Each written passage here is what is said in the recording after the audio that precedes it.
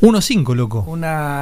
¿Cómo estás, Alejandro? ¿Qué haces, muchas gracias por la invitación. La verdad que sí, muy contentos todos nosotros, porque es un número que va reflejando algo que nosotros sabíamos que veníamos y viene más. Ahora te voy a dar una metáfora, pero que es el producto de un trabajo, me parece muy sostenido, ¿no?, que ha hecho el presidente con su ministro de Economía y por supuesto con todo el gabinete. Esa idea de que Argentina, su fracaso venía de los excesos fiscales. Acércate, penita el micrófono. Penita, nada, ahí está. Ahí estamos mejor. Ahí está, perfecto. Bueno. Y fíjate que Luis Caputo logró un superávit fiscal el primer mes de gestión, que todo el mundo pensó que era algo absolutamente imposible. Después se sostuvo con una convicción del presidente y de todo el equipo que me parece que es muy diferente a nada que vivimos antes. Los medios, perdóname, ¿no? Ahí te repregunto, porque para mí hay un estadio superior a la entrevista, que es la conversación. Y está bueno saber que no se sabe. Yo no sé absolutamente nada de economía, así que yo te voy a repreguntar por ahí lo que bien. ¿Por qué haces hincapié enseguida en el superávit? ¿Qué tiene que ver el superávit de pronto con que haya 1,5 hoy? ¿Y por qué me lo pones arriba de la mesa como un naipe fuerte? Porque vos pensás que en Argentina la inflación es el producto de la emisión monetaria que el gobierno necesitaba hacer para suplir aquellos gastos que no podía financiar con sus impuestos. ¿Esto es en todos lados, o sea, en Argentina o en cualquier país? El presidente dice la inflación es siempre y en todo lugar un fenómeno monetario, así que esta es de las cosas que más se saben en economía. Ahora, yo la metáfora que me parece que lo va a ilustrar muy bien es la de imagínate un tren a carbón. ¿Estamos? ¿Te lo imaginaste? Total. Un tren a carbón. Ahora imagínate en el año 2023 está Massa de maquinista. Sí. Y le empieza a tirar carbón a la máquina, le empieza a tirar carbón. ¿Qué hace lo que eso? Hace que la máquina, en algún sentido, esa emisión monetaria es la que alimenta los precios, y por eso Massa terminó su presidencia con una inflación interanual de más del 200%, ¿correcto? Y la inflación totalmente estallada. Ese es el famoso plan platita. El plan cuando platita, puso guita para... un plan platita que es que lo financio sin poner la cara de decirle a los contribuyentes pagame los impuestos para pagar. ¿Entendés que la inflación es como un impuesto encubierto y oculto? Pero igual no voy a eso, si querés después volvemos a eso. Déjame repreguntarte algo ahí también, porque me das el ejemplo de lo que pasó con la locomotora de Massa. ¿Cuánto tiempo tarda en rectificar lo que vos hiciste mal o lo que hiciste bien? O sea, hace poco tiempo hice un viaje en un crucero. Digo, ¿cómo será mover este crucero en cuanto lo frenan? Digo, ¿cómo es virar una economía? Ahí lo tenés, a Massa. Llega Milei con Luis Caputo. 15 meses tienen. Un poquito más. Primeros 15 días. Primer mes. ¿Y qué hace Luis Caputo? Cierra para que no pueda haber más carbón que entre en esa máquina. ¿Se sigue? Sí. Cerraste la palanca, no hay más carbón que pueda entrar. ¿El tren sigue andando? Es debatible y te lo quiero preguntar, porque si yo voy para siempre, te lo pregunto, para que vos también en algún punto te luzcas con la respuesta si la tenés. Una parte de la biblioteca dice que sigue andando, otra parte de la biblioteca dice es la calma del cementerio, la inflación baja porque no hay actividad, la guita que está no alcanza, etc. Cuando vos cerrás la puerta, ese carbón que está todavía dentro no combustionó. Entonces el carbón sigue andando por un tiempo. ¿Viste que el presidente dice la inflación tarda 18 meses en parar? Sí. Esa es la respuesta a la pregunta que vos me hacías recién. Entonces, perfecto. Massa dejó la caldera llena de carbón con la inflación explotada. Lo que hacen Luis Caputo y Javier Milei es cierran la compuerta, no hay más insumo, y entonces ese tren va usando, digamos, o tiene que procesar, tiene que digerir todo eso que se le había tirado en el 2023. Esa es la inflación que venimos viendo en este último año y medio. Ahora, en un momento el tren se empieza a frenar, porque en un momento ese carbón se empieza a combustionar, ¿correcto? Entonces ahí, bueno, lo que vemos hoy es ese proceso. ¿Y por qué te digo que vamos a ver más? Porque esa puerta sigue cerrada. Ahora, aclaralo para algún mandril que lo use. El tren se empieza a frenar. No es una analogía tren-economía. No es que se frenó la economía. Es todo lo contrario, porque acordate que la inflación, sobre todas las cosas, es un impuesto. Y es un impuesto que pagan los pobres. Entonces, cuando vos reducís ese impuesto, lo que haces es le estás devolviendo plata a la gente que no se las estás chupando a través de la inflación. Y ese fue el motivo por el cual la baja de la inflación en el primer año de Javier Milei vino acompañado de dos cosas absolutamente extraordinarias. La primera, 10 millones de argentinos que salen de la pobreza. Porque, repito, la inflación es el más cruel de los impuestos. Es un impuesto que le va a los más pobres. Ahora, y lo sí. otro que me parece que también fue extraordinario, porque muchas veces la gente dice, uy, digamos, si pones motosierra y entonces vas a tener lo que me parece estás insinuando, que puede haber un problema con la actividad económica. Nosotros dijimos eso nunca iba a ser el caso, porque cuando vos aplicás la motosierra y le bajás los impuestos a la gente tiene más poder para comprar. Entonces la gente sale a comprar y eso hace que la economía se expanda a través de eso. ¿Y cuál fue el resultado? O sea, ¿no tenés miedo que pasen estas cosas? Pero Alejandro, la economía creció en el año 2024, en el primer año de la presidencia de Javier Milei, creció 6 puntos. O sea, la economía en diciembre del año 24, estos datos, no es que estamos especulando, que estamos haciendo teoría de cómo puede ser, etcétera. Te estoy hablando datos. Entonces, entre diciembre del 2023, la economía que dejó Massa, y diciembre del año 24, que es cuando termina el primer año el primer año de mandato de Javier Milei, la economía había crecido 6%. Aplicaste motosierra, bajaste el gasto público, bajaste el impuesto inflacionario, le devolviste la plata sobre todos los segmentos más pobres, sacaste 10 millones de argentinos de la pobreza, la economía creció 6%. Y en este momento, en este segundo trimestre, la economía está creciendo un interanual de más o menos 8%. Entonces, pero déjame charlarlo, Fede, déjame conversar la nota, porque si no, por ahí, y te entiendo, porque en la tele tradicional de pronto, viste, no hay tiempo, y acá hay tiempo, estamos relajados, nadie nos corre. Escucha, vos sos doctor en economía, ¿estamos de acuerdo? Sí. Bien, ¿alguna vez en la historia intelectual tuya, económicamente hablando, viste una cosa así? ¿Están los libros? ¿Esto se hizo alguna vez? ¿Se podía hacer una cosa así? ¿O es rupturista? Nunca se vio. Es absolutamente rupturista. Y te voy a decir por qué. Javier en el primer año baja el gasto público 30%. Vos podés decir, hay bases de datos que tienen el gasto público de todos los países del mundo desde el año 1940. El Fondo Monetario, por ejemplo, te publica los datos de todos los países del mundo, cuántos gastaron. Entonces un día le digo a mis ayudantes, búsquenme en esa base, repito, todos los países del mundo, desde el año 40 hasta acá, ¿cuántos países hay que bajaron 30% el gasto en un año? ¿Cuántos hay? 24 casos, o sea, 24 episodios en un año que un país. Pero ¿sabes cuál es la característica? Y me la vas a entender en un momento, inmediatamente. Ocurre en general a los fines de la guerra.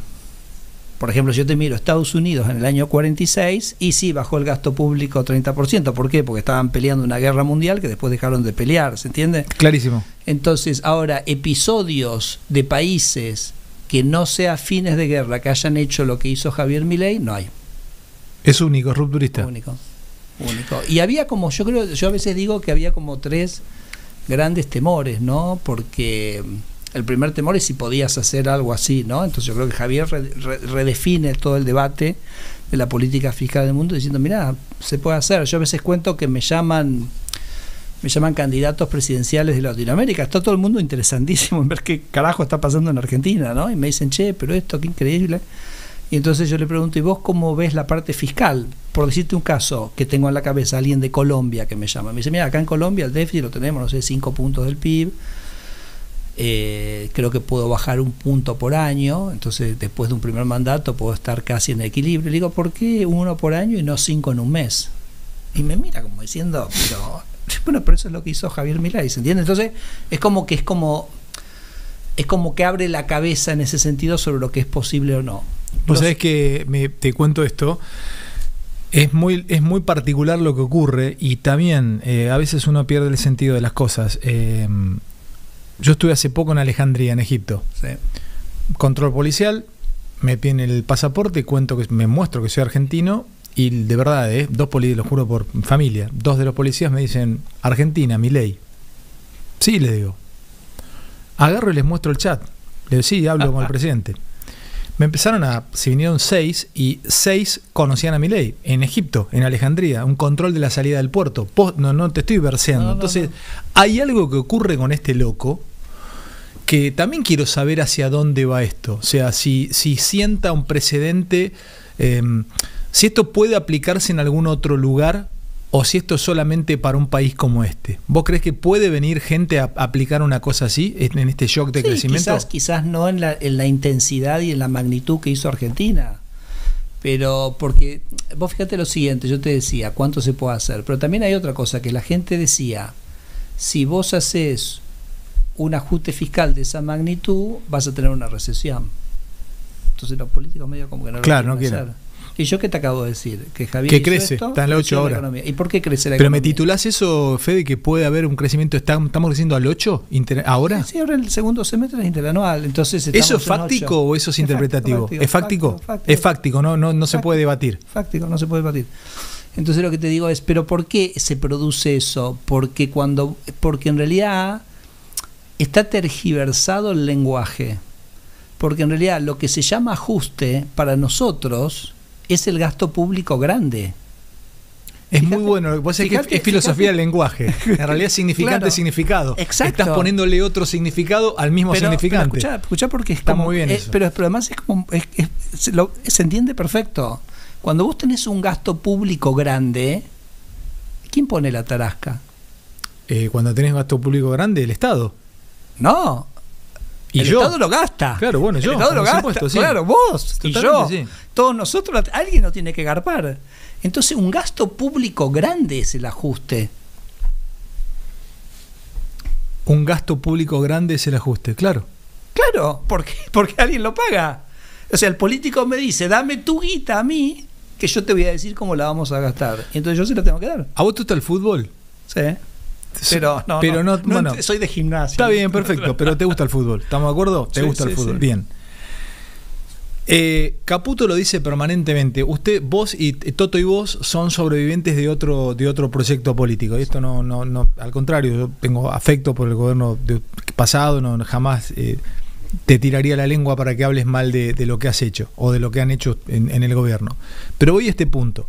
Anoche hablaba con Guillermo Francos, por teléfono, hablando en algunas cositas, también invitándole una nota.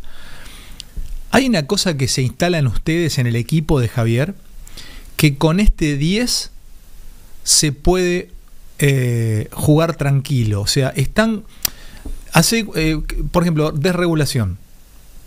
¿Cómo te conecto yo vos con el fútbol? Para mí vos sos de Paul, porque vos tenés que limpiarle la pelota, tenés que dársela limpia, la jugada tiene que empezar limpia para que el 10 cree. Entonces, si vos no me limpiás los jarascas, si vos no empezás con la jugada limpia, el primer pase lo hacía De Paul, lo encontraba siempre limpio mirá qué fallido, a Messi, sí, y el primer pase salía limpio. ¿Cómo lo encuentro? ¿Dónde lo ubico de pronto a Francos? Y para mí es Otamendi, o es el Cuti Romero. Al cierre de cuando hay algún ruido, el tipo va y pone el pecho, va a hablar, etcétera, etcétera. Entonces, y decime esto también, contámelo, porque yo noto que ustedes juegan muy cómodos con este loco, como que los bancas. Si perdés la pelota no se te va a enojar, le decís, che, vamos a jugar por izquierda en vez de por derecha, y el flaco va a jugar por ese lado, no una izquierda-derecha política. ¿Es cómodo jugar con un 10 así? Es muy cómodo porque se da lo que vos acabas de decir, que es una persona que primero te banca. ¿Te banca? Te banca siempre.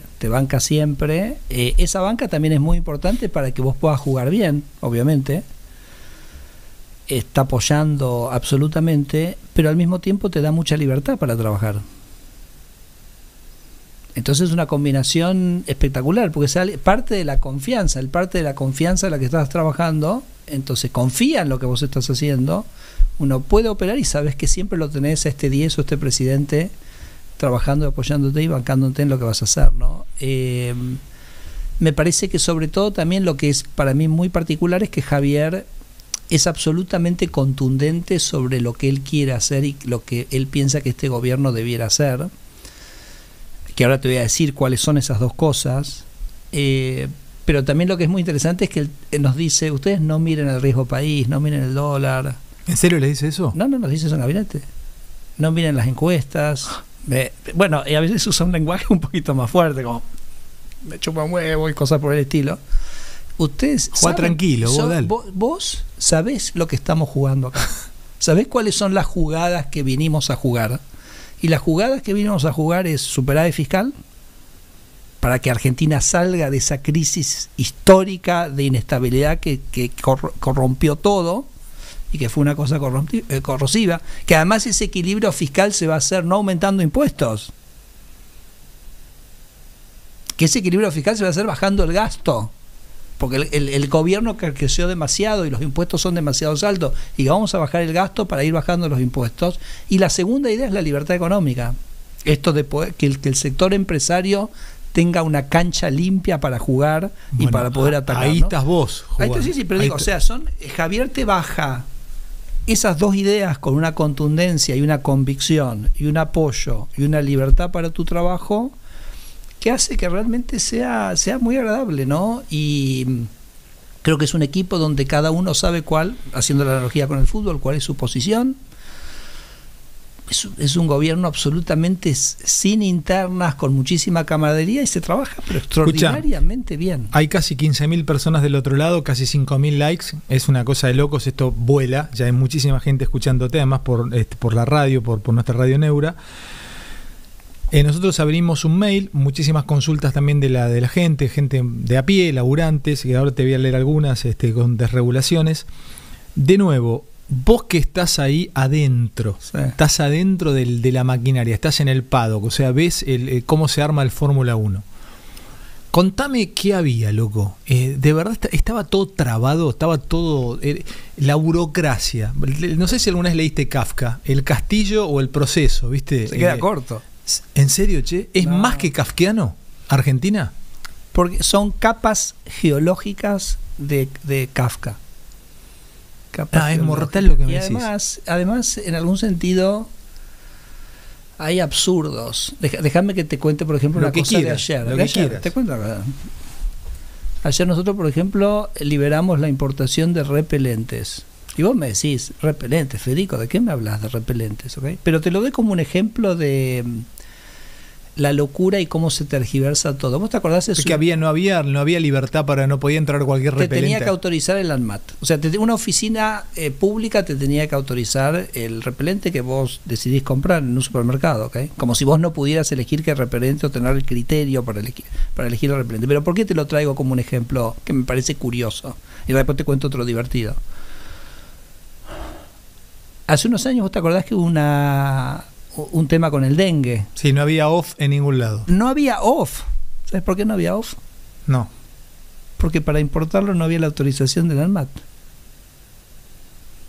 ¿Vos me estás cargando? Yo pensé que no había off porque se lo llevaban de a 50 cada uno. ¿Por qué no había autorización? Escúchame, si en el mundo se produce mucho off, no puede haber nunca un faltante de off. Entonces vos tenés esta organización que supuestamente la creaste para defender a la gente y cuidar a la gente y cuidar a la salud, y fíjate lo que termina pasando. Se transformó en una barrera burocrática que hace que nosotros no nos podamos cuidar a nosotros mismos. Te lo doy como un ejemplo, ¿no? Te doy como ejemplo. Tirame la divertida. La divertida. ¿Nunca te conté la historia de los ajos? No.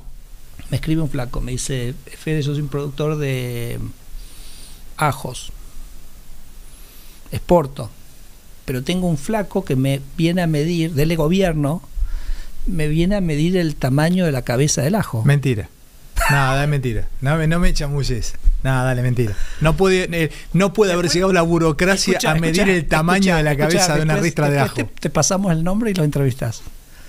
¿Por qué? Porque en los militares, en los 80, se les había ocurrido que Argentina solo podía exportar cosas como premium. ¿Okay? Entonces el flaco me dice, Federico, yo el ajo que exporto a Corea es para hacer puré. ¿No tiene que ser grande? Obvio. Y tengo un flaco y el tipo me decía, me sacan, si la cabeza de ajo no es lo suficientemente grande, me dice, no la puedes exportar. Y lo que yo necesito exportar es justamente cabezas chicas de ajo. Chica o grande, no sé, pero digo, definitivamente el tamaño. Entonces digo, pará, llegamos a tener 70% de los niños en la pobreza y estamos gastando guita de la gente para tener un flaco contando, midiendo la cabeza del ajo de una persona que solo quiere producir y exportar. Me seguís la historia, ¿no? Es una locura, boludo. Me seguís la historia. Entonces, estas capas geológicas... Sí, la cantidad de gente que hay ya, 17.000 personas. Las capas geológicas estas, tenés que entender también que muchas veces se producen por intereses. Intereses que a mí me parece que a veces son miopes, ¿viste? O sea, nos llevan a un lugar que no es sano para Argentina. Entonces, déjame darte otro ejemplo. Maquinaria agrícola.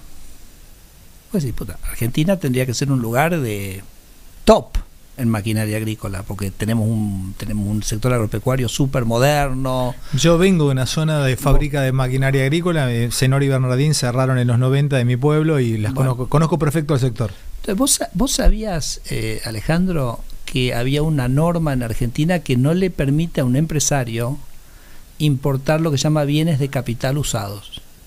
Se enojaron mucho con eso, los que fabrican máquinas en el interior. Entonces vos fíjate, pero ahora te voy a contar lo que está pasando. ¿Qué les digo cuando me putearon? Porque yo banqué la medida, me putearon feo. No, pero te quiero contar de qué se trata esto. O sea, estamos hablando de viste que nosotros tenemos gente muy creativa. O sea, nuestros empresarios te inventan lo que quieren. Ahora, para inventar lo que quieren necesitan máquinas, ¿no? Eso, digamos, los ayuda a hacer cosas más copadas y mejores. Entonces imagínate un empresario nuestro, un empresario pyme, ¿no? Porque esto lo va a hacer una empresa pequeña. Va a Italia, va a Alemania, tenés una línea de producción que lleva 2 años, no sé, viste allá que están llenos de regulaciones, le cambian la cosa ambiental, no sé qué, listo, la tengo que cambiar, tiene 2 años. Imagínate, ese flaco trae esa máquina acá y hace un desastre en términos de lo que puede producir, prohibido. No. Pero para explícamelo. ¿Una máquina para fabricar máquinas o me puedo traer una máquina que me reemplace una John Deere usada? Porque una John Deere vale $1,5, una cosechadora, te digo. Antes de ir a maquinaria agrícola, te quiero decir, me quiero traer una máquina para hacer fideos. Para hacer fideos. Pero escuchá, me quiero traer un torno para hacer punta de eje usado de italiano. ¿Antes no lo podía usar? ¿No lo podía traer usado? No lo podía traer. ¿Pero por qué no? ¿Por qué no? ¿Para proteger la industria nacional? Claro, la industria nacional que quizás es de otro rubro. Por eso digo, a veces se imponen estas como restricciones que por ahí alguien las pide y el daño colateral es tremendo. Déjame en un minuto, vuelvo a maquinaria agrícola, pero te lo ilustro con otro ejemplo muy claro. Acá había una normativa que no permitía exportar chatarra. Y vos me decís, Federico, me hablás de la chatarra. Entonces, ¿por qué? ¿Por qué querían prohibir la exportación de chatarra? Porque entonces baja el precio de la chatarra. Te lo había notado eso. Ahí te metiste en un tema picante y te metiste con gente pesada. Sí, techín. Entonces digo, vas al frente como un caballo. No, pero es que mi presidente va al frente, ¿correcto? Y me parece que está bueno que la gente... Pero además, yo le digo a la gente de Techín, ustedes son una de las empresas más importantes que tiene Argentina. O sea, Techín opera en todos los países del mundo, ¿me entendés? O sea, es como un orgullo para Argentina, pero no tiene que hacer su negocio acá cagando el chatarrero local, ¿me seguís? Entonces, pero no quiero ese punto, porque no quiero la chatarra. La chatarra es que vos pones esa norma que no permitís la exportación, lo que se llama residuos valorizables, y olvídate por un momento de la chatarra. ¿Qué pasa? La minería genera muchos residuos que se pueden reciclar. Y entonces, como estaba esa norma, no pueden exportar ese residuo. O por ejemplo, la gente de las telefónicas, yo tengo los cables que tienen cobre adentro, ¿correcto? Sí. En China se reciclan eso y se recupera el cable. Por esa norma no lo puedo exportar. Entonces eso es todo después más costos o menos ingresos para las firmas que redundan en que todo es más caro. Yo te puedo pedir algo. Sí. Esto es casi personal, y creo que en representación de muchísimos pibes. Vos sabés que la economía que hoy en el mundo se transita es una economía inmaterial y creativa. No puedo ni siquiera escribir si no tengo una computadora, una tablet o lo que sea, un celular para generar contenidos. Esto es un fenómeno comunicacional a través de estas cámaras que estás viendo, etcétera.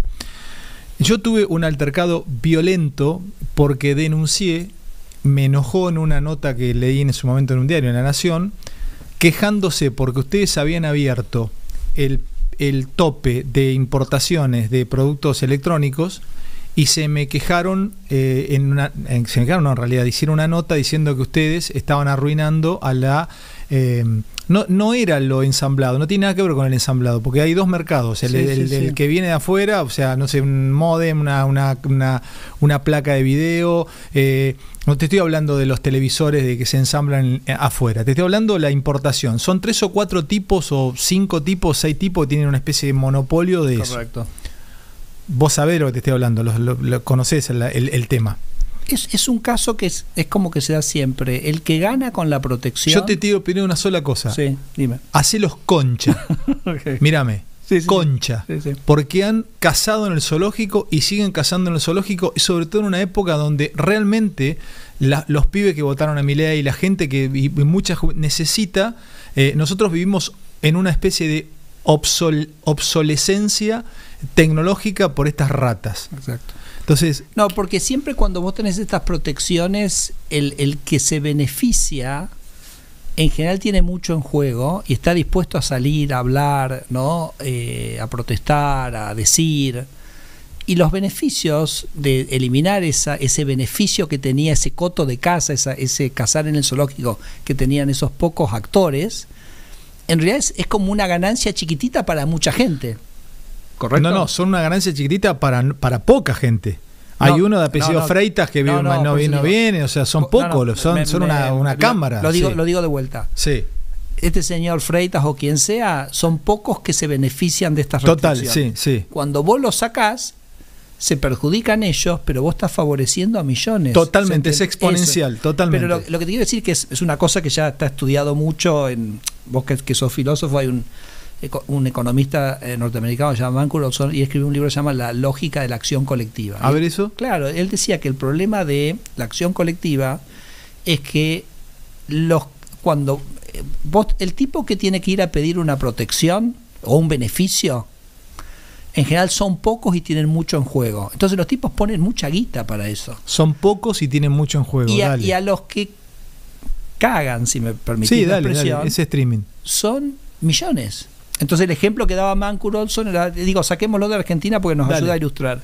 Él decía, en Estados Unidos en los años 60 había cuotas para la importación de azúcar. En ese momento el mayor productor de azúcar del mundo era Cuba. Estados Unidos importaba de Cuba el azúcar y le pusieron unas cuotas para que no se pudiera importar. ¿Y quién hizo lobby para eso? Hicieron los 4 o 5 ingenios azucareros de Missouri, de Florida, etcétera. ¿Y qué decía Mancur Olson? Eso implicó para estos tipos muchísima guita, millones y millones y millones de dólares. Los tipos iban al Congreso, hacían que tengan la protección. Ahora, ¿quién se perjudicaba? Se perjudicaban todas las familias de Estados Unidos. Ahora, ¿cuánto se perjudicaba cada familia? No, yo te entiendo. Un poquito, sí. Entonces dice, la gente no va a irse a hacer una marcha en Washington por el azúcar porque nadie te va a hacer una marcha por una placa de video o por 2 micrófonos o por lo que sea. Te voy a contar una experiencia que es difícil, pero que me parece que es importante en este debate, que es el tema de la yerba mate. A ver.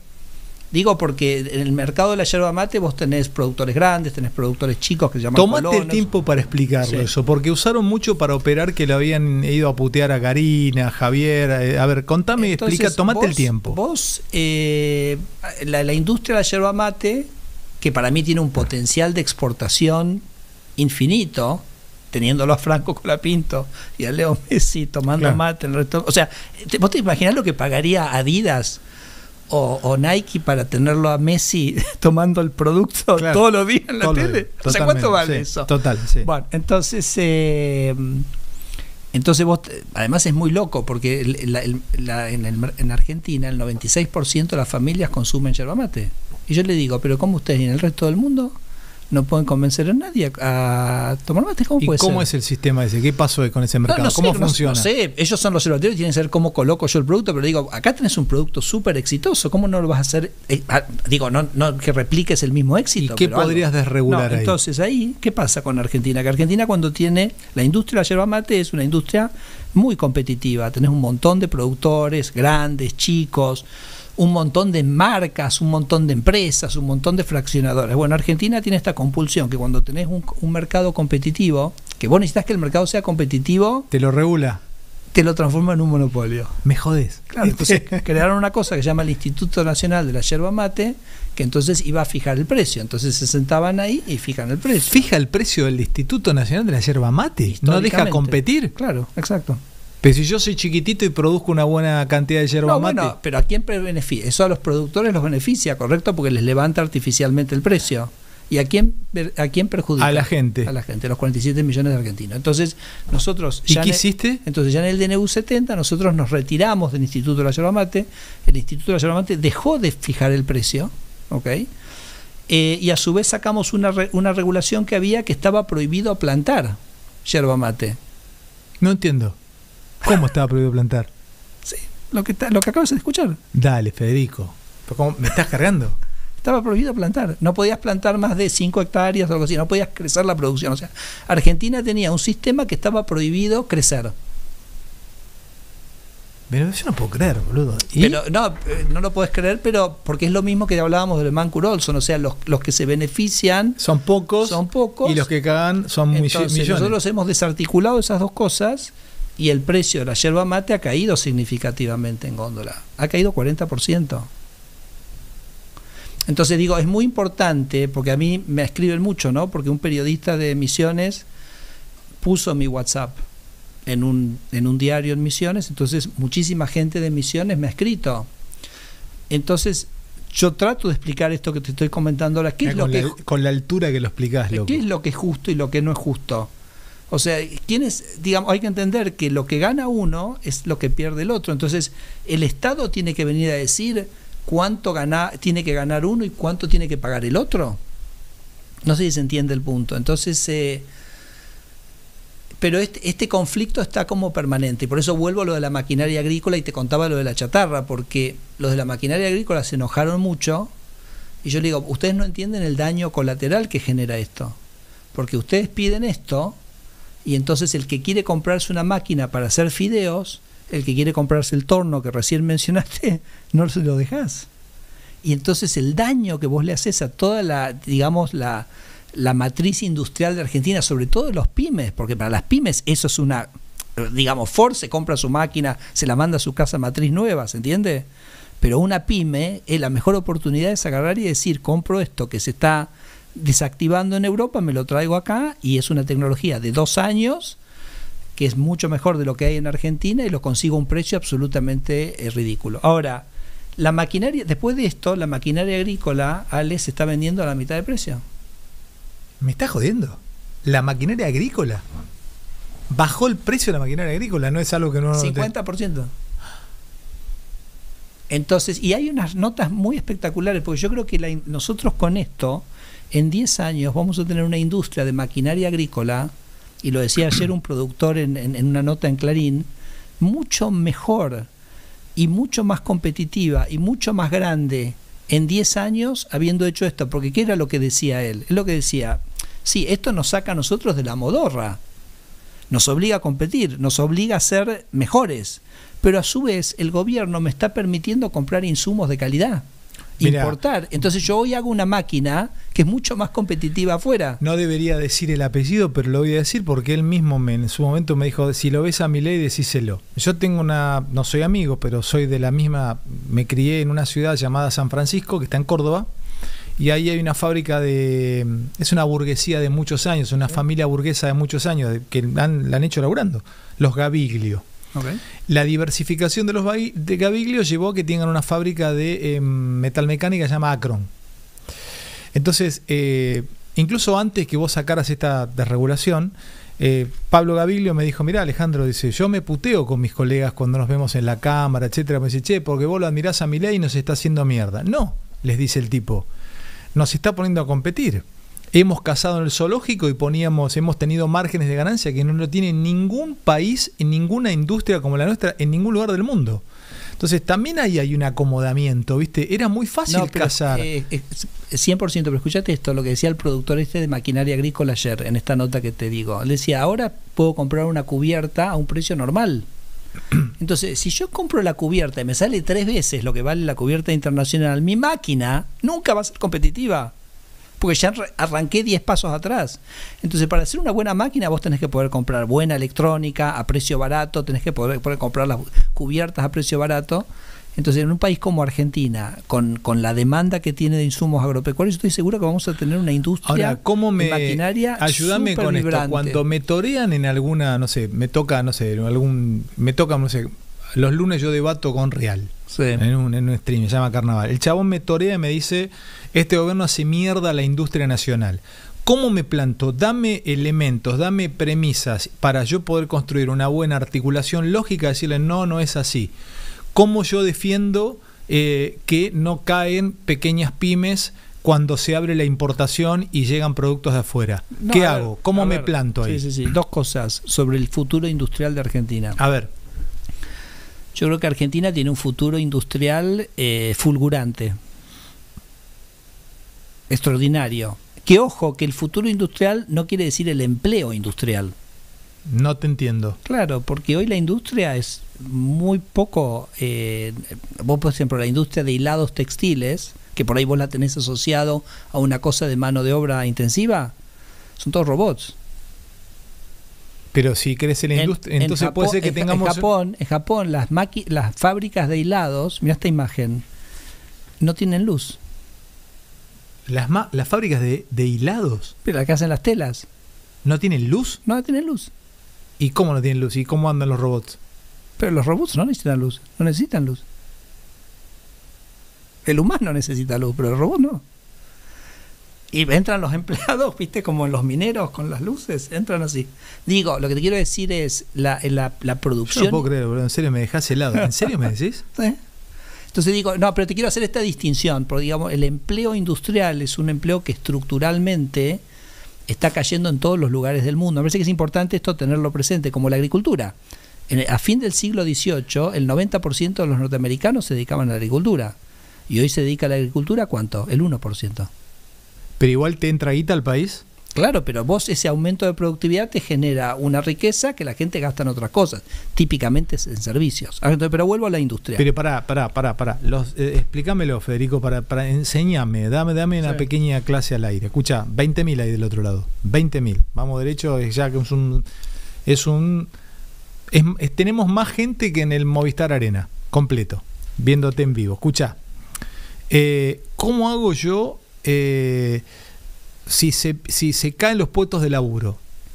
Si no voy a romper el off con un gobernador de una provincia importante el otro día, me dice: decile a Milei, dice, cada vez hay menos empleo, se nos están cayendo los niveles de empleo. Está bien, vos sumás guita en exportación, etcétera, pero antes, ¿qué haces con el chabón que pierde el laburo en una fábrica tal porque ahora el robot que funciona sin luz le saca el laburo? ¿Qué hacemos con eso? Bueno, ese es un debate que ha tenido la economía desde siempre, ¿no? Esa idea de que los robots iban a desplazar al ser humano.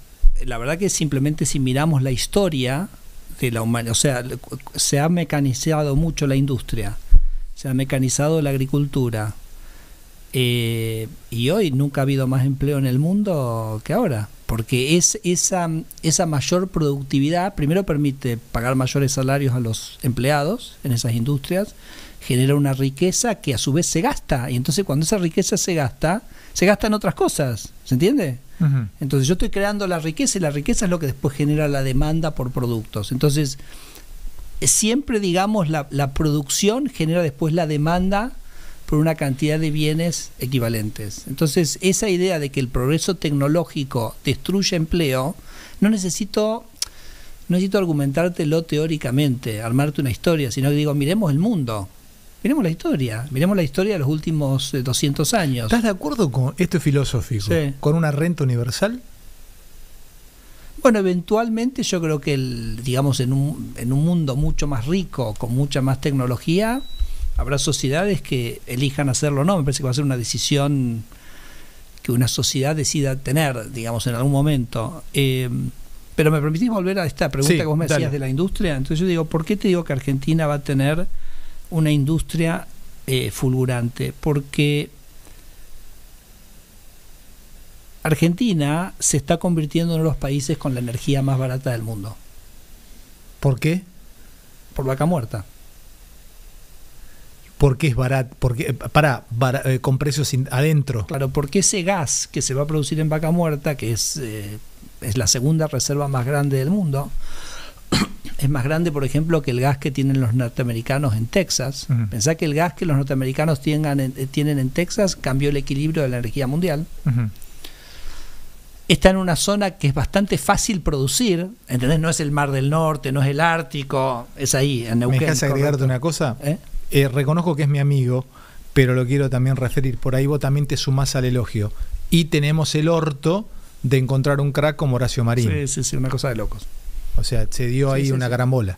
Bueno, pero es también, ahí también es el presidente, ¿no? Es claro. El mandato, no es usar la empresa, digamos, con fines cortoplacistas, sino permitir una planificación en serio. Entonces Argentina va a ser entonces, en un lugar donde vos el gas, cuando lo sacás, déjame decirte otra cosa, el petróleo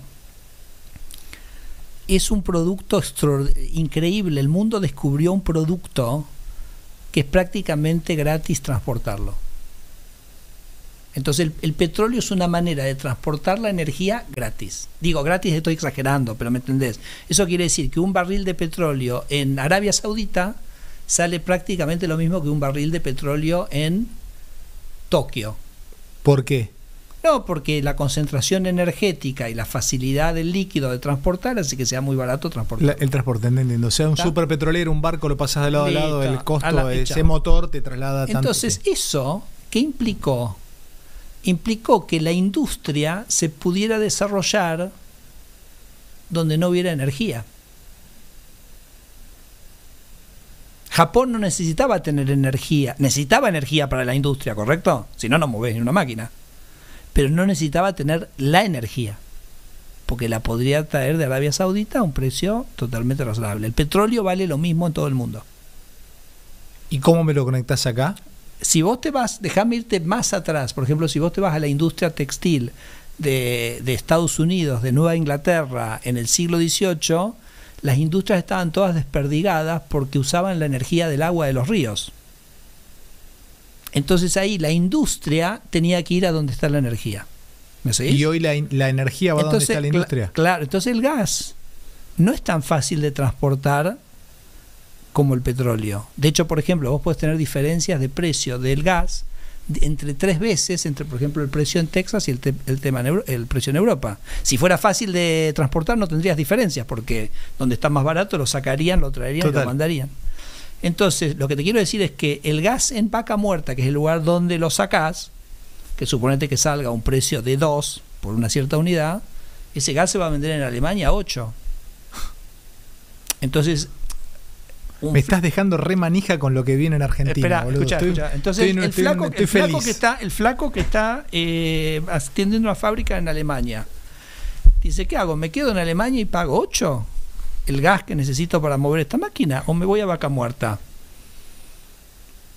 Que después del fin de semana, viste, tengo los gerentes allá en la Angostura, etcétera, que además es divino, qué sé yo. Entonces, bueno, mientras Argentina era un lugar totalmente más riesgoso que el país más riesgoso del mundo, como nos lo habían dejado los kirchneristas, pues decías, ni lo tomaba en consideración. Pero en un momento alguien va a decir, che, si mi industria usa mucho energía, me voy a Neuquén. ¿Cómo? Te voy a contar, por ejemplo, mucho de la industria de aluminio del mundo está en Islandia. ¿Por qué? Porque Islandia usa mucho lo que se llama la energía geotérmica, ¿viste la de los volcanes? Entonces vos si haces aluminio con la energía geotérmica, es súper ecológico. Porque estás usando un combustible y una energía que no contamina. Uso el calor, la lava de los volcanes en la fundición del material. Exacto. Entonces aluminio hiperecológico. Bueno, listo. Me voy a donde está la energía esa que necesito para producir. Pero loco, vos estás todo el día leyendo. Entonces, yo creo que Argentina, ese boom energético, por ejemplo, a mí, digamos, el que se desesperen para exportar el gas, bueno, fenómeno, sí hay que exportar el gas porque hay tanto que es imposible que Argentina. Pero a mí lo que más me interesa es cómo hacemos para que, digamos, no es que el gobierno tiene que hacer nada, esto va a darse naturalmente. Simplemente tiene que haber estabilidad macroeconómica para que Argentina sea un país confiable y lógico. Entonces ahí el alemán va a decir, o la alemana va a decir, che, me voy a producir a Vaca Muerta y entonces produzco a 2. el gas en vez de a 8 acá en Alemania, ¿ok? Y además estoy en un lugar mucho más seguro, geopolíticamente, etcétera. Entonces instalación de empresas, decís vos. Claro, empresas. Entonces digo, ese boom de energía que va a no lo generar había pensado, o sea, ese boom de energía va a ser también que haya un boom de empresas en Argentina. Claro. Porque va a ser, digamos, una gran ventaja. Como decía, y el otro día tuve una conversación absolutamente... Antes que sigas, te quiero decir algo. Le voy a pedir a la gente, estamos en 8.200 likes y 21.000 personas. A ver si likeamos más para que cada vez más el algoritmo nos proponga y venga más gente a ver esto. Te aviso algo, vas a tener un momento hermoso. En un rato con un regalo te vamos a... una cosa muy especial, muy particular que Tronco preparó para vos. Okay. Vení, prepárate. Sí, me preparo. Prepárate, dale, seguí contándome. Escuchá dale. la historia esta. Me viene a ver el productor de hilados más grande de Argentina. ¿Okay? Y entonces me dice, un poco con esta idea que vos decís, che, ¿a dónde va esto? Etcétera. Entonces yo le pregunto, ¿qué necesita un país para ser competitivo en hilados? Entonces el tipo me dice, mira, necesitas dos cosas, o sea, necesitas tener algodón barato. ¿Y dónde hay algodón barato? En los países que producen algodón y exportan algodón, por lo mismo, ¿entendés? Porque si vos estás produciendo es como que el algodón ahí lo tenés, si no produjiste lo tenés que traer de otro lado y tenés que pagar todo ese costo de transporte, etcétera. Egipto, entonces, por ejemplo. ¿Egipto? Sí. Me dice, entonces 4 países del mundo. Egipto. Jordania. Bueno, no me lo mencionó, pero puede ser, pero dijo Egipto, Pakistán, Estados Unidos y Argentina. Y me dice, y Argentina, nosotros el algodón es de muy buena calidad y nosotros solamente procesamos la mitad del algodón que produce Argentina. Amén de que si mejoráramos las semillas, etcétera, podríamos multiplicar la producción por 5. Y le digo, ¿y qué otra cosa necesitas? Y necesito energía barata. Y ahí él me cuenta esta idea de las máquinas. Me dice, mis máquinas son todos robots, qué sé yo. Entonces le digo, bueno, pero entonces Argentina es el país con la mayor ventaja competitiva del mundo en hilados. O sea, Argentina va a ser la potencia en hilados. Porque tiene las dos cosas que él me decía que se necesitan. Energía y algodón. Energía y algodón. Y me dice, tengo un problema. ¿Y cuál es el problema? Le digo, no, es que yo estoy en Catamarca, me dice. ¿Y por qué estás en Catamarca? Bueno, porque estuvieron los regímenes de promoción industrial, etcétera. Me terminé en Catamarca, así que estoy viendo ahora de hacer energía con energía solar. Que energía solar es básicamente usar capital, ¿no? Y que es lo más caro en Argentina. Entonces, claro, vos me decís, me tendría que ir a Neuquén, bueno, pero tengo que levantarse. Bueno, Argentina es como un país que ha tomado tantas decisiones incorrectas que va a llevar un tiempo hasta que pueda, digamos, en un sentido, normalizarse. Pero te hago una pregunta, Fede, ¿y qué pasa con los que tenían laburo en Catamarca? No, bueno, digamos, pero se va a desarrollar, se puede desarrollar esa industria en Neuquén y va a ser una industria que va a ser 5 veces más grande, 10 veces más grande, ¿entendés? Uh-huh. Porque va a ser una industria ya con una ventaja competitiva total. Entonces yo creo que Argentina va a un polo, al desarrollo de un polo industrial que seguramente va a estar ubicado en cualquier lugar entre Neuquén y Buenos Aires. Ahí va a haber, digamos, redes de gas y gasoductos que van a estar distribuyendo esa energía y va a desarrollar una industria muy competitiva sobre la base de eso, ¿no? Frenate un segundito, escuchá, vos sabés la cantidad de pibes que nos escuchan. Pensemos, y como esto no es tradicional y es una comunicación nueva, moderna, ¿qué le diríamos a un pibe que te está escuchando con 19, 20, 21 años que si Dios quiere va a vivir hasta los 100 con la biología, con lo que se viene ahora en avances? Que estudie qué tipo de carreras y que piense que tal vez el futuro de Argentina sea ahí donde decís vos, desde el río Colorado, o sea, para abajo el río Colorado, o esta zona de Buenos Aires que todavía está medio sin explorar, Bahía Blanca, pasando Bahía... Digo, se viene ahí. Por todos lados, porque la locación va a ser como mucho menos relevante, ¿correcto? Por las comunicaciones, etcétera.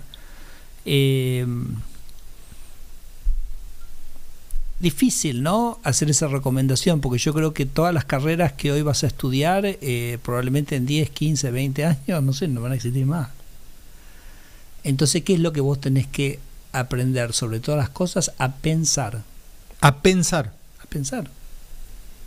Bien. Por eso, por ejemplo, mi hija, que estaba en el secundario, entonces ella tenía ella se reía, ¿no?, porque tenía una materia que era una materia que no tenía tema. Entonces, por ejemplo, les decían, bueno, en Marte hay que armar una base en Marte. Piensen cómo armar una base en Marte, ¿ok? Fíjate, un chico en segundo año del secundario. No importa. Te doy una cosa totalmente novedosa. Entonces, mi hija me decía, esta materia es una mierda, eso no sirve para nada. Yo digo, no, es la materia más importante que tenés. Más importante que cualquier otra. Porque es la materia que te está entrenando agarrar una cosa totalmente nueva y a ver cómo vos enfocás y empezás a pensar sobre un tema nuevo. Te cuento, por ejemplo, de lo nuestro en la comunicación. Hasta hace poco, hasta hace poco no, sigue siendo, ¿no? El capitalismo piensa la producción aluminio, aceite, trigo, madera, etcétera. Pero ahora hay un semiocapitalismo, que es capitalismo de plataformas y de símbolos y de signos, que produce deseo y likes. ¿Y sabes cuál es el material escaso en este mundo del streaming? La atención. Claro. Aquel que logre acumular atención se queda con una porción más grande de gente. Entonces, vos fíjate cómo, pero claro, para generar atención tenés que tener capacidad discursiva, dialéctica, retórica. Tenés que saber de los temas. Tenés que saber de los temas, pero es muy interesante cómo todo, viste, se va transformando. Yo a mis alumnos en la maestría en economía en San Andrés, que tienden a ser un poco, si estás haciendo una maestría en economía en San Andrés, sos medio como traga, ¿no? O sea, como un poco la tipología. Entonces yo lo que les digo, bueno, no he logrado todavía convencer al director de la maestría que lo ponga como materia obligatoria. Le digo, pero ustedes tienen que hacer teatro. Está muy bien, mira qué bien. Porque, digamos, en todo lo que ustedes hagan en la vida, va a estar, por supuesto que ustedes tienen que saber a dónde van, qué quieren hacer, técnicamente, profesionalmente, cómo hacerlo. Pero después mucho del trabajo es convencer a otra gente, es empatizar, es que la gente te acompañe, que la gente te confíe. Y eso no son habilidades, digamos, las duras, digo, de las matemáticas, que es lo que enseño yo, claro, ¿no? Claro. Pero es una cosa como mucho más rica y mucho más humana. Entonces, yo creo que uno en la formación, y digo, hay muchísimas carreras que te dan eso, cómo vos aprendés a pensar. Yo estudié economía, que me parece que es una gran carrera, que digamos que te ayuda a aprender a pensar, pero ingeniería, ciencias de la computación, pero me parece, pero cualquier carrera que elijas, pero yo me focalizaría en eso, ¿no? O sea, cómo armo una estructura para pensar bien y pensar creativamente y nada, me parece que eso es como una parte importante. Fede, vos sabés que vuela el tiempo, lamentable, son 6:10, loco, y yo tengo un ratito más y quiero meter un poquitito y después tengo un presente, una cosa te va a gustar mucho. Escucha, me quiero meter de nuevo en lo que estás haciendo en el día a día.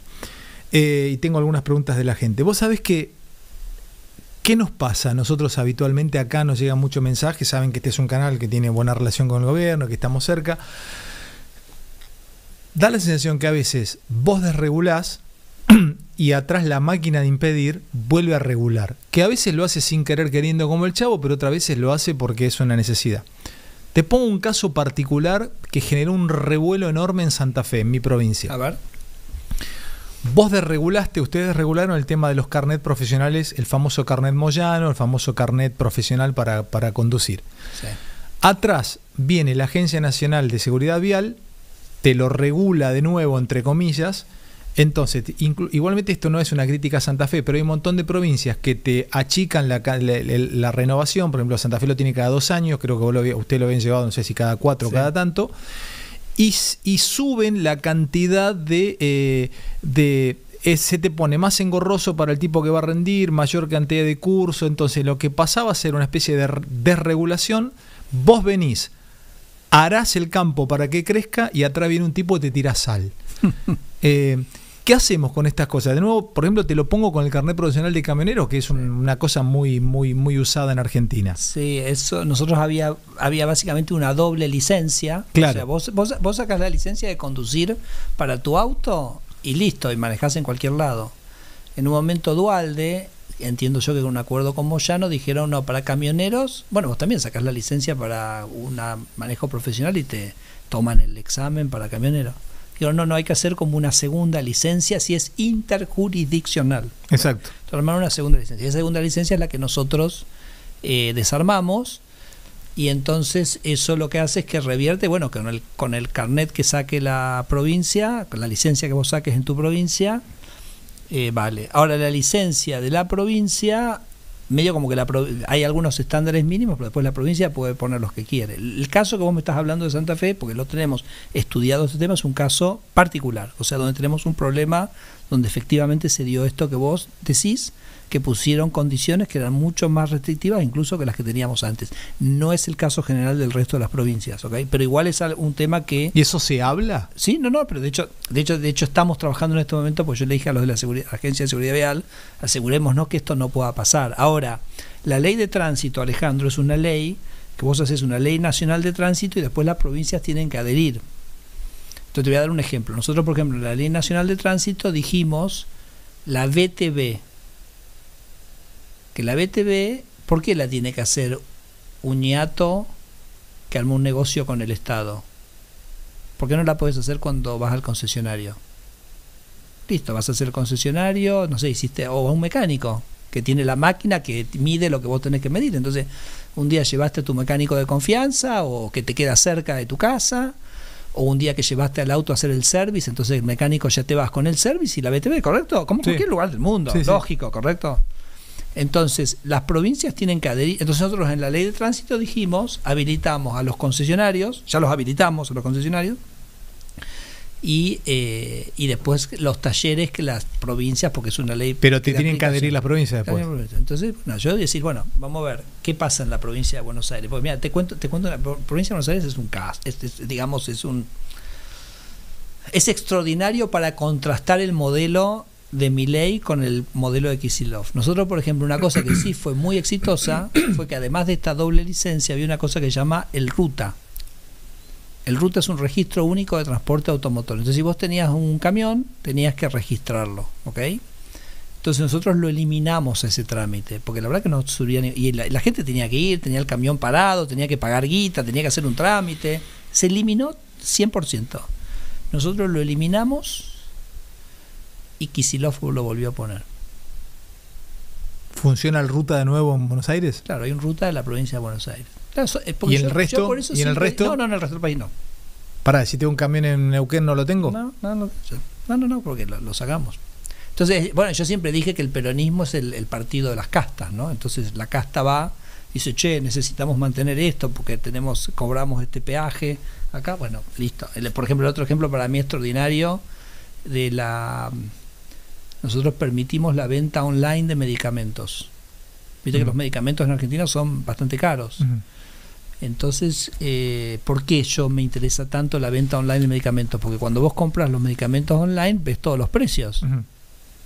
Entonces vos ves que la misma droga, una marca te la cobra 25.000 y la otra te la cobra 5.000.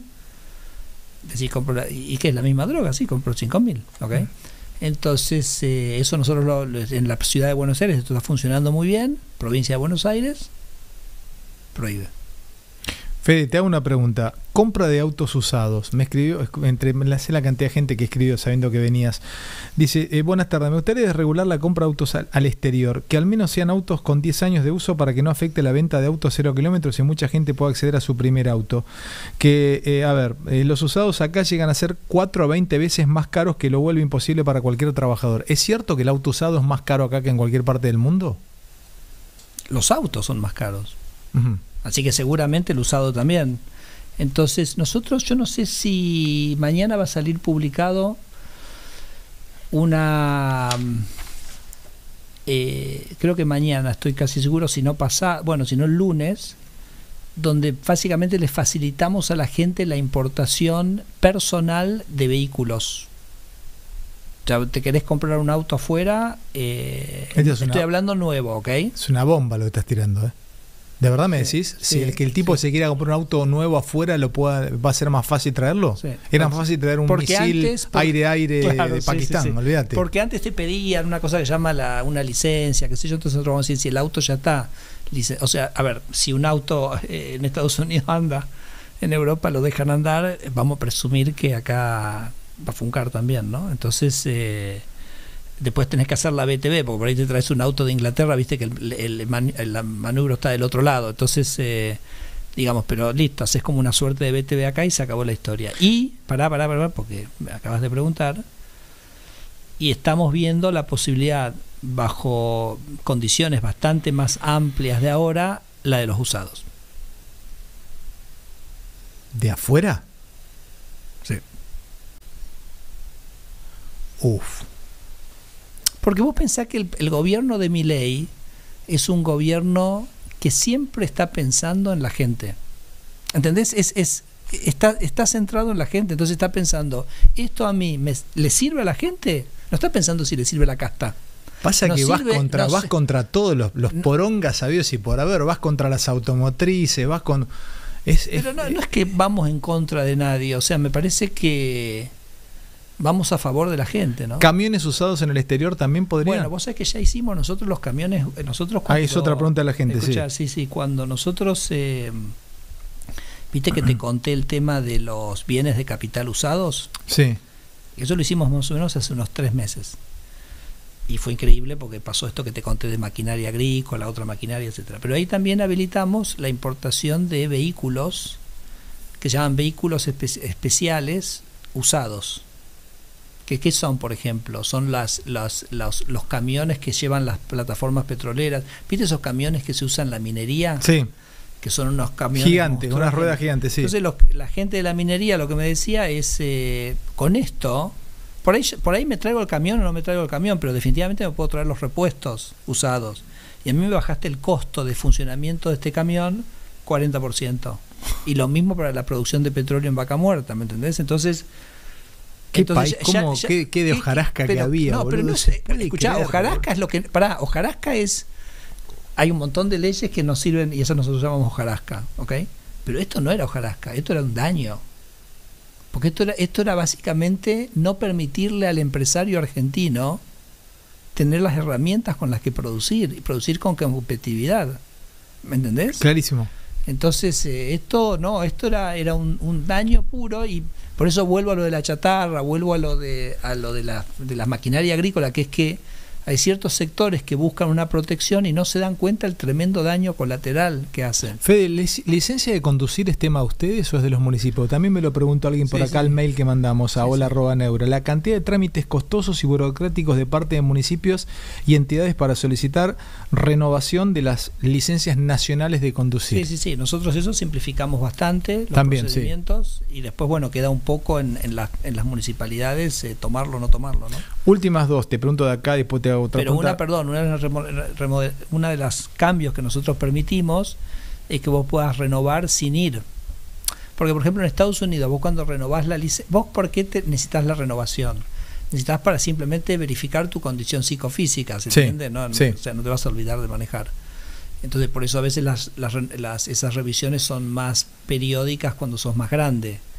Entonces, ahora, si vos tenés un lugar o un médico que, digamos, en el cual tenemos confianza, que certifica el tema, listo, en Estados Unidos mandás eso y se renueva la licencia. Entonces, nosotros también lo hemos implementado en la Ley Nacional de Tránsito. Entonces, ahora queda en las provincias hacerlo o no hacerlo. Yo igual lo de la licencia remota, creo que, no sé si Cava o alguien lo estaba implementando. Dos cosas, escucha.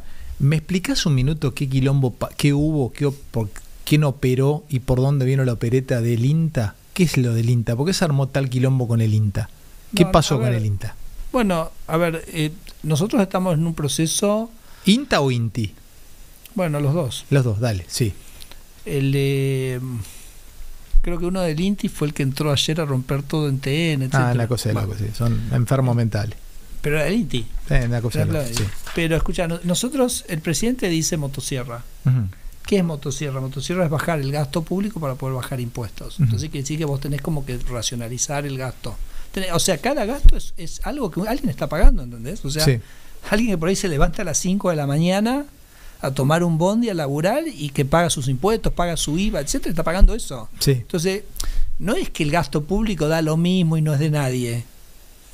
Cada gasto público es algún argentino o argentina que está poniéndola, ¿correcto? Y quiere decir que no la puede gastar en lo que esa persona. Entonces, tenemos yo sé que el kirchnerismo cuando subían los recursos decía gastemos, con esta lógica de que gastar es bueno. Yo creo que gastar es el ajuste, porque gastar le chupo más gente a la gente, lo que hablábamos al principio. Entonces, el gobierno está en una revisión integral de toda la estructura, ¿ok? Y me parece que el INTA y el INTI son parte de esa revisión y no hay que tenerle miedo, ¿ok? Yo he dado 3 números sobre el INTA y los ratifico acá. Primero, en el año 2002 tenía 3.000 personas, hoy tiene 6.000 personas. Entonces creo que como sociedad tenemos derecho a decir, el INTA está haciendo el doble de lo que hacía en el año 2002. ¿Qué se está haciendo? ¿Cuáles son los programas? ¿Qué se está investigando? ¿Cuáles son sus resultados? Tiene 3.000 vehículos. O sea, tiene 6.000 personas y tiene 3.000 vehículos. Entiendo que es una cosa que tiene una extensión territorial, tiene que tener más vehículos que lo puede tener el Ministerio de Regulación, ¿correcto? Pero uno cada 2 personas, bueno, no sé, ¿podemos ver un poco eso? El INTA tiene recursos presupuestarios que son equivalentes a la mitad de las retenciones de soja, del maíz. Te digo, el campo está en una discusión permanente por el tema de las retenciones. Te digo, bueno, perfecto, sí, es válido. Cada sector quiere que le baje los impuestos. Pero tenemos acá un gasto en este sector que es una parte muy importante de las retenciones del maíz. Entonces yo creo que, me parece que no hay que tenerle miedo, esto no es en contra de nada, esto es para que las cosas funcionen mejor. Es cierto que vamos a tratar de buscar eficiencias para que la guita rinda, porque alguien la está pagando, y me parece que sería sano que todos nos participáramos de eso, y que todos lo dijéramos, esto es lo que el gobierno tiene que hacer, que ser responsable con el gasto, como lo estamos haciendo en todas las áreas del gobierno.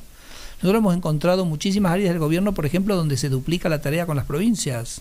¿Se duplica? Claro, se duplica porque en realidad nada, o sea, mira, una cosa que es muy importante, el kirchnerismo, cada vez que la economía crecía, vos cuando la economía crece recaudas más. Uh-huh.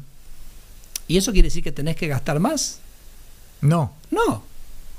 Pero el kirchnerismo, cada vez que recaudaba más, gastaba más. Dice, che, hay guita, listo, gastémoslo, a ver quién contratamos, hagamos esto, inventemos cualquier cosa, qué sé yo. Entonces Javier tiene otra filosofía totalmente diferente. Él dice, si el crecimiento económico me da más recursos, yo el gasto público lo quiero bajar. Ahorrás, claro. Quiero ahorrar, muchachos, ustedes tienen que bajar el gasto público. Entonces, ¿eso qué te va a dar? Te va a dar un colchón.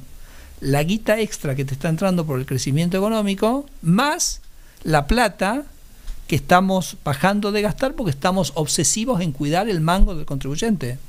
Y entonces, ¿a dónde va a ir esa diferencia? A bajar impuestos. Entonces, Javier sueña con un Estado más pequeño y por consiguiente con menores impuestos, porque se los pedís a las provincias también, porque hay una cosa, ustedes bajan, pero o los municipios. No se lo pedimos. Te estoy provocando, ¿correcto? Porque ¿qué nos dice Javier? Acá también me parece que es como decís, acá está la adultez de Javier, ¿ok? Él me dice, a nosotros la gente, ¿para qué nos votó? ¿Para bajar el gasto público provincial? No, el nacional. El nacional. Entonces nosotros vamos a hacer el trabajo que la gente nos votó. Pero para.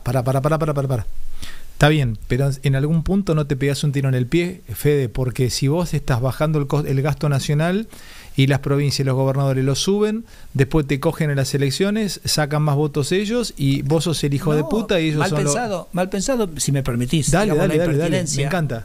Impertinencia. Yo cuando Kicillof dice no quiero motosierra, digo, extraordinario.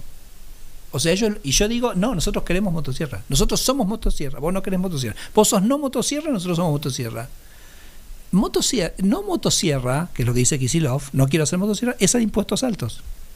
Sí, pero el chabón te hace 2 rutas y vos no haces ninguna, entonces el tipo mañana te dice, ¿viste, vos en Rojas tenés una ruta nueva? Le dice yo. Es pésima la gestión. Entonces, listo. Entonces digo, además, entonces Javier, ¿qué dice?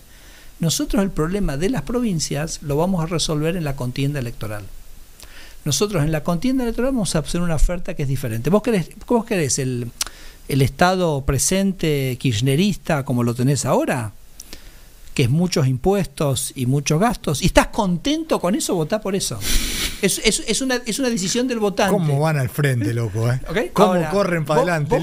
Vos querés. ¿Cuál va a ser nuestra oferta? Nuestra oferta va a ser que vamos a bajar el gasto público para bajarte los impuestos en las provincias. O sea, esto que vos me decís, che, no está pasando en las provincias, eso va a ser nuestra oferta. Con un condimento, te voy a decir que para mí es interesantísimo. Vos sabés que hay muchas provincias que reciben mucha guita de la coparticipación, del reparto general, ¿ok? Entonces, vos, por ejemplo, tenés provincias donde bajás el gasto público 10-15%, escuchate esto lo que te voy a decir, y podés llevar todos los impuestos provinciales a cero. No hay más patente, no hay más inmobiliario, no hay más sello. Entonces yo digo, listo, va a estar el candidato que te va a decir, yo quiero gasto. Explícame eso, ¿cómo no lo entendí? Claro. Toma una provincia que suponete que el 80% o el 90% que hay recibe la guita de la coparticipación, del reparto general de IVA y ganancias, ¿ok? Entonces lo que financia con recursos... Pero no es del Estado eso, es de ellos. Es de ellos. Sí, perfecto, sí. Hay una provincia que de los 100, 90 los recibe de la coparticipación. O sea que en realidad con los tributos propios paga 10, ¿correcto? El otro 10. Sí. Hasta ahí se entiende. Sí, claro. Entonces yo digo, si yo bajo el gasto público 10%, puedo limpiar ese 10. Total. ¿Y ese 10 qué es? Sellos, patentes, inmobiliario. Entonces la propuesta que van a hacer nuestros candidatos es, ¿vos querés no motosierra? Bueno, listo, seguirás con patentes, seguirás con inmobiliario, seguirás con sello y con el Estado grande, que si lo votás nosotros lo respetamos. Es una decisión soberana del votante.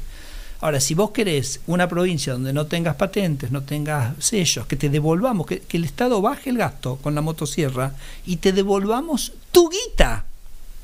Porque es que es lo que dice siempre Javier. ¿Quién es el que mejor va a saber cómo gastar la plata de uno? Yo. Uno mismo. Entonces nosotros no... Entonces te digo, acuérdate, me preguntaste las provincias. Entonces Javier nos dice, muchachos, ustedes laburen en lo que nos votaron. Porque si no, vos perdés la energía peleando con las provincias. Yo he estado en otros gobiernos que han puesto un montón de energía tratando de torcerle el brazo a las provincias y ni chicha ni limonada, o sea, no hiciste ni aquello ni lo tuyo. Entonces Javier me dice, ustedes se focalizan en lo que aquello que para lo que nos votaron. ¿Se entiende el clarísimo, concepto? Federico, clarísimo. Y entonces, así que esperá una campaña muy interesante. Y a mí te digo, me parece buenísimo cuando Kicillof dice, nosotros no queremos motosierra, nosotros le decimos, nosotros sí queremos motosierra. Lo que sí tenemos que decir es, vos querés impuestos, nosotros queremos bajarte los impuestos. Te voy a hacer 2 o 3 más y le digo a Tronquito que entre con tu regalo. Escucha, explícame, porque ahí olfateé algo que puede ser hiper disruptivo con la obra pública. Sí. ¿Hay alguna posibilidad de que puedan entrar actores a hacer obra pública que hasta ahora en nuestra puta vida pensamos que podían entrar y salir de la Cámara Argentina de la Construcción y de la corrupción? La Cámara Argentina de la Corrupción, como le dice el presidente. El presidente, sí. Yo sé que cuando le mostré, es muy interesante porque vos sé que en Argentina, bueno, estamos en estos días del tema de la causabilidad, sí, etcétera, ¿no? Lo que es esto es loquísimo. Lo que te voy a contar es lo más loco que te conté hasta ahora. Y mirá que te conté de los ajos y cosas bastante estrambóticas. La cartelización de la obra pública estaba en la ley. O sea, la ley establecía el mecanismo por el cual la obra pública se cartelizaba. ¿Te lo explico en un minuto? Sí, dale. Era con un sistema que ellos ponían que a cada empresa le ponían como un máximo posible, llamada capacidad constructiva. Entonces imagínate que vos tenés 100 palos de obra. Y entonces, bueno, vamos a poner la capacidad constructiva, 10 palos cada una. Entonces, ¿cuál es el resultado? Tengo que partirme en distinto, tengo que ser... Tenés 10 empresas y le metiste 10. Y tenés 100 para repartir. ¿Te perdí? ¿Te confundí? A ver, dale, de nuevo. Tenés 100 palos de obra que vas a hacer. Una ruta de acá, no sé, a tal lugar, dale, sí. Tenés 10 empresas. Sí, 10 palos cada una. ¿Querés que sean 10 palos cada una? Sí, quiero que sean 10 palos cada una. ¿Cómo haces? Decís que la ley te decía que no máximo de 10 palos cada una. Está. Dale, sí. Entonces cuando vos tenés que no es máximo 10 palos, vos ya sabés que cada uno se lleva 10 de los 100. Sí, pero hay más gente laburando por cada empresa, te decían los tipos. Bueno, la obra es la misma, o sea, es por tramitos, ¿me entendés? Entonces cada uno se lleva su pedacito, cada empresa sabe que ya tiene su cacho. Y entonces vos en ese contexto tenés que licitar barato para ganar. No, si yo total sé que está... está, sabés que eventualmente uno de los 10 te toca. Olvídate. Entonces yo se lo cuento esto a Javier y Javier me dice, no puede ser. ¿De verdad te dijo así? Puede ser. Entonces me dice, no, porque viste, es tan absurdo, a veces vos encontrás cosas tan absurdas que no te las imaginás. Por ejemplo, yo que encuentre que, por ejemplo, la exportación por courier en Argentina esté prohibido, me lo tuvo que decir alguien, porque nunca me puedo imaginar que alguien puede ser tan maléfico de decir que podemos importar por courier, pero que esté prohibido exportar por courier. ¿Me seguís? Entonces, ya no puede ser. Y entonces me dice, ¿y esto Federico hace cuántos años que está? 70. 70 años. Todo fingiendo demencia o siendo solo parte de la historia. Y me dijo, vos hoy no te vas a dormir sin sacar esto. Y entonces lo desarmamos ese esquema, y parte de la desarmar ese esquema es eliminar eso del tope. Entonces ahora sí hay que competir. Más allá que hoy no hay obra pública, ahora te voy a explicar un poquito por qué también ese es el tema, por qué eso ocurre. Pero hemos eliminado las restricciones. Por ejemplo, si vos hacías obra privada no podías ser parte del club. Si yo hacía una casa, si tenía una constructora que hacía casas o edificios, no podía licitar para una ruta. Claro. O por ejemplo, si yo era el contratista más importante de Suiza, no podía. Entonces estaba todo armado para un pequeño club que tenía un mecanismo legal. Por eso yo digo... Disculpame, pará. Y si yo soy productor agropecuario, me dedico a silos y guardo granos y tengo vacas, pero también quiero salir a construir, ¿podía? No, antes no. ¿Y ahora? Bueno, ahora si vos ponés como garantía tu patrimonio, sí. O sea, hoy puede producir si porque quiere... vos fíjate que el sistema que tenías antes, está bueno Disculpame, hablarlo. si quiere decir que si Neura tuviese, si no sé, nosotros tuviésemos un patrimonio para poner y queremos licitar con Neura, además de hacer streaming, quisiéramos entrar en la construcción de un puente, podríamos. Porque el gobierno lo que necesita es tener una garantía de que vos le vas a cumplir la obra. Dale. Vos fíjate lo perverso que era el sistema anterior. Era un club cerrado, los tipos tenían las empresas siempre como en patrimonio neto cero, con lo cual... si tenían un problema quebraban y nunca le podían ir a buscar nada. Cerrado era, ¿no? Cerrado. Qué locura. Y entonces al final era un club cerrado, el Estado siempre tenía pocas garantías porque las empresas no tenían verdaderamente un patrimonio. Es el ejemplo de Santa Cruz, perfecto. Bueno, entonces digo, bárbaro, pero qué perverso, ¿no? Porque es un sistema que armó en su arquitectura legal, armó todo este... Es casta pura eso, 70 años. Este es el sistema de las castas. Qué locura. Pero lo que más te quiero rescatar es esto que dice, o sea, se lo decís a Javier y Javier te mira, porque era un poco lo que, no sé quién lo decía, que lo decías vos, ¿viste? O sea, él... lo decía en una reunión que vengo, dice, Javier le importa que las cosas estén bien hechas, ¿no? Y te dice así, y vos decís, puta, esto hace 70 años, nadie lo pudo cambiar, se lo digo a este señor... y este señor me dice, no te vas a dormir sin cambiarlo. Es un sueño. Escúchame, Fede, un sueño, ¿y va a haber obra pública? No, el tema es que ¿qué es la obra pública nacional? Esto también me lo enseñó Javier, porque viste cuando Javier, digamos, arrancó, una de las primeras cosas fue que llevó la obra pública a cero. Uh-huh. Bueno, y muchos, entre los que yo me incluyo, pensé que podía ser algo transitorio, ¿no? Uh-huh. O sea...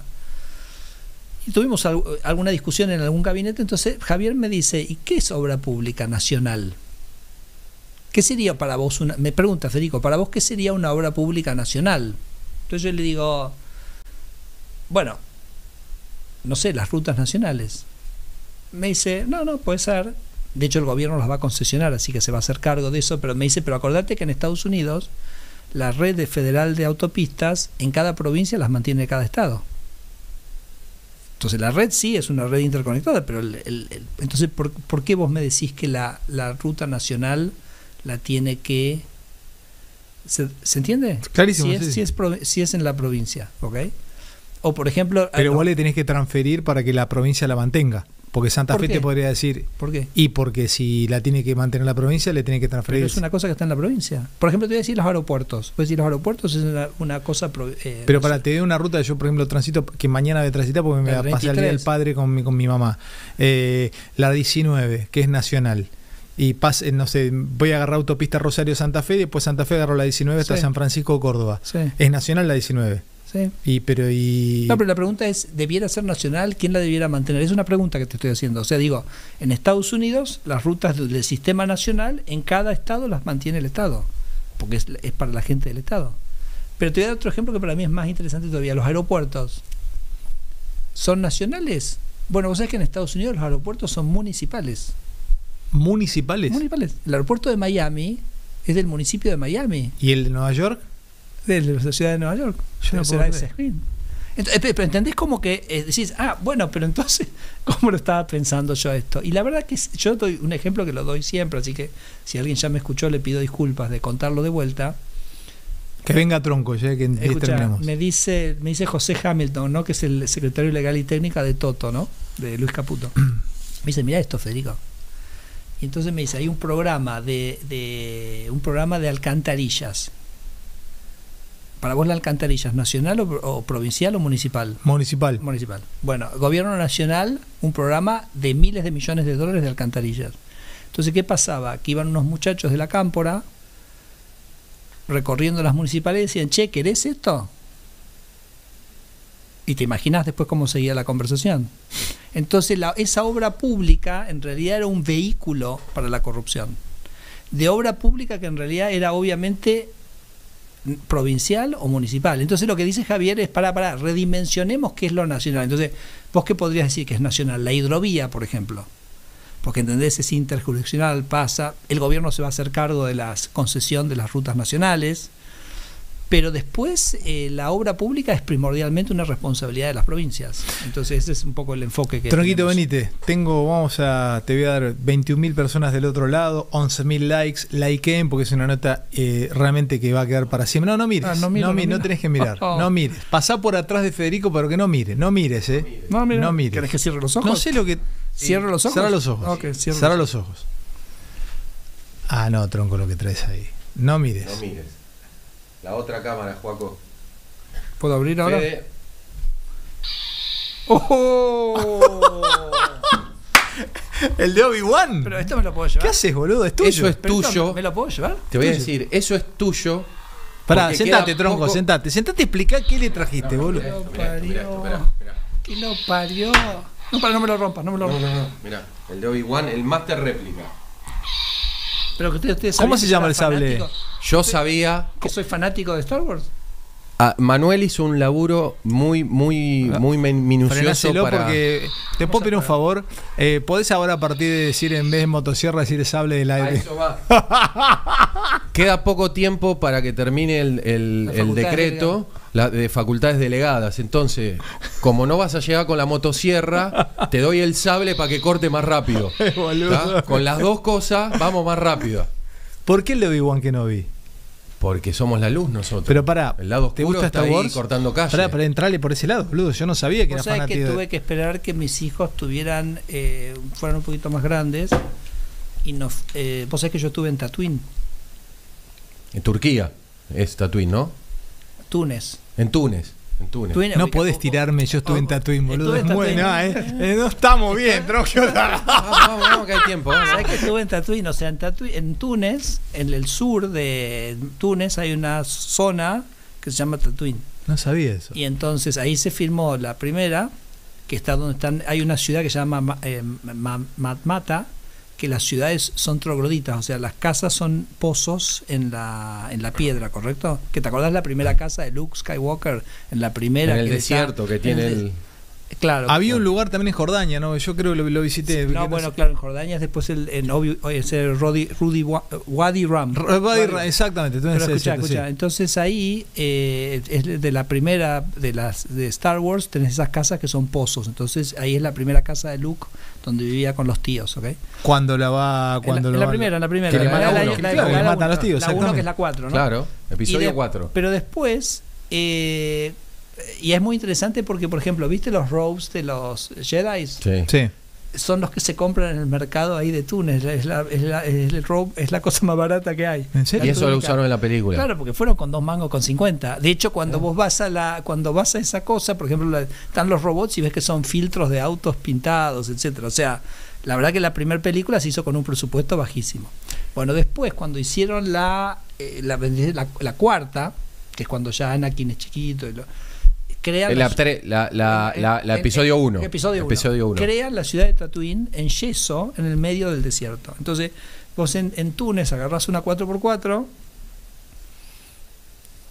y te metes en el Sahara, y de repente en la planicie, porque ahí no es duna, sino que es más como una cosa, y te aparece allá al fondo la ciudad de Tatooine. No la desarmaron. Yeso. No la desarmaron, la dejaron toda Me tal voló cual. loco. Porque como es de yeso y no llueve, Ah.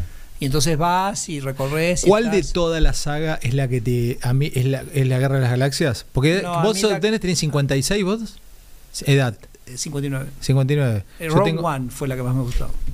mejor película de Star... Pará, ¿y Andor 2? No la viste, vi, Andor? la tengo que ver. No, tenés que ver Andor. Me dijo mi hermano y mi hijo. Pero es según los que está personajes que buenísima, tenés. que En la está- me 1, dijo que Andor está buenísimo. para los Javas es un gran personaje. Y los habitantes del desierto. A ver, Star Wars es episodio 4. Ujú. ¿Dónde está? Episodio 4, 5, 6, 1, 2, 3. 1, 2, 3, Andor y Rogue One. Sí, sí. Punto. El resto de personajes que inventaron nuevos. Mandalorian. Y Mandalorian. Listo. Después todo caca. Y lo mejor salió del episodio 4, 5 ¿Es y el 6. mejor personaje de todos, Boba Fett?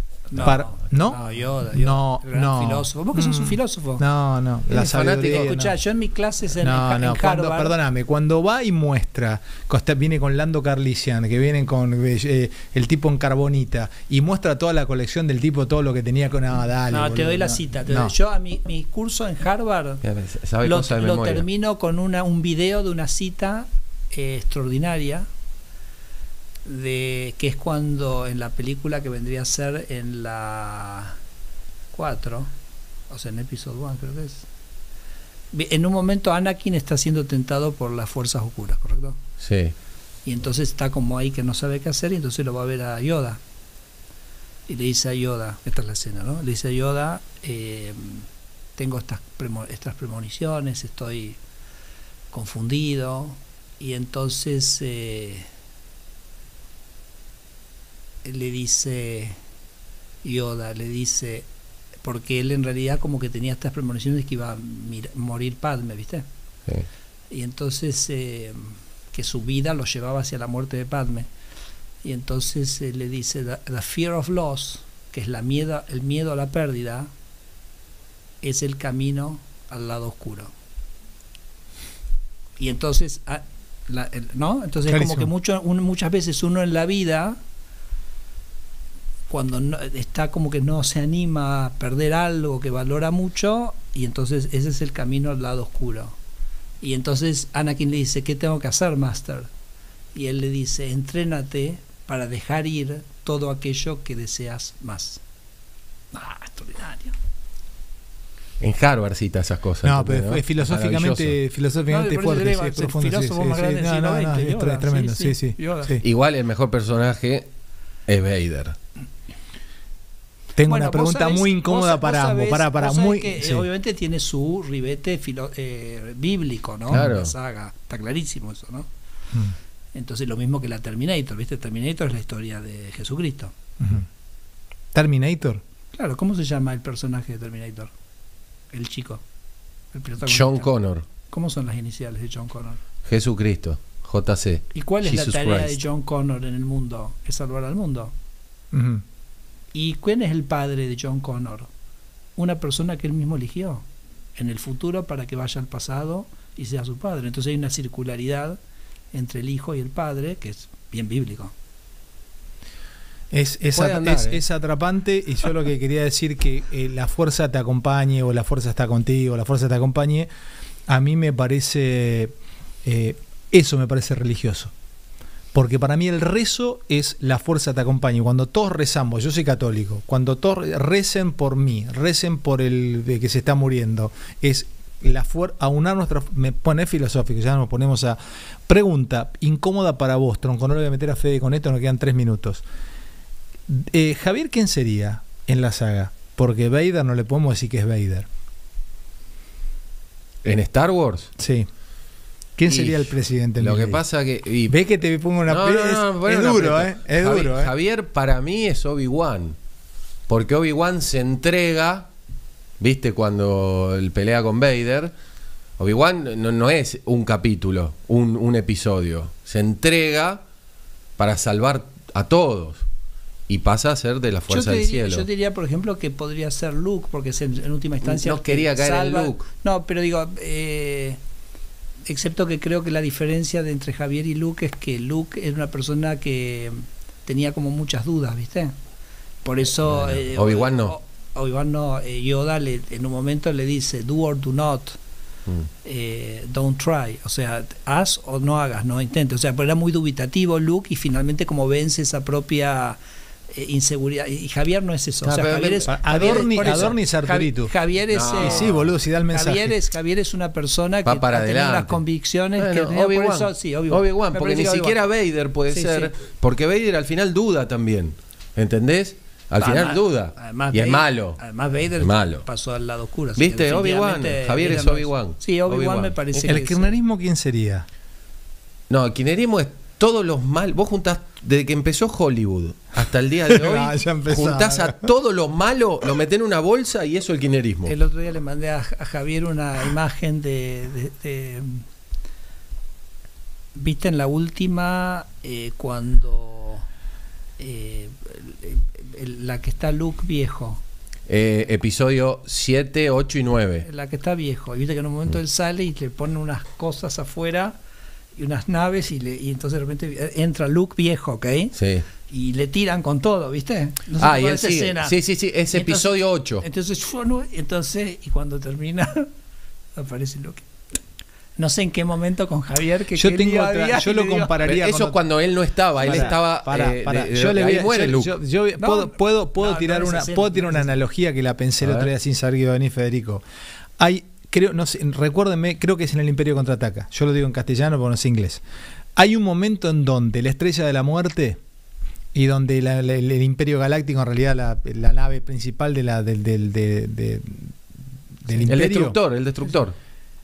le desconectan el escudo y entra Bueno, era la primera. es la primera. Sí. Entra New Hope. Luke con Sí, sí, Arturito claro, ahí, claro. Bueno, ese momento es análogo al momento en que a la casta política argentina, el peronismo liderado en ese momento por Massa, hubo 10 días en donde le desconectaron el escudo y de pedo entró Javier. Trampo todo Está lado. buenísimo. Ey, de pedo entró Javier. Escúchame, Federico. Entró de pedo. Le desconectaron 10 días el escudo. Entró Javier, porque te acordás que entraba por en medio de las alas, Sí, todo. sí, le metió una bomba al circuito. Al reactor. ¿Eh? Sí, sí, sí. ¿A dónde le metió la El bomba? reactor. Es el momento. Y- ¿Cómo se llama la pará. nave en la que entró? El X-Wing. Bueno, entró un X-Wing. 10 días había, sin escudo. Y además, también lo que quiere. Estamos muy mal, ¿no? No, está buenísima, pero esa escena también quiere decir que hasta ese sistema tenía su vulnerabilidad. Totalmente. Sí, claro. obvio. Pero, que era perfecto. ¿Y sabés quién era? pará, gracias. Pará, Yo sigo. me Para que acuerdo- sigo. Iba Milei en el. ¿Cómo se llama? El X-Wing. El X-Wing. ¿Quién era Arturito? Te lo digo ya. Santiago Caputo. Sí, porque Le era iba el que lo diciendo guiaba. otra Yo me acuerdo. Es verdad, y atrás.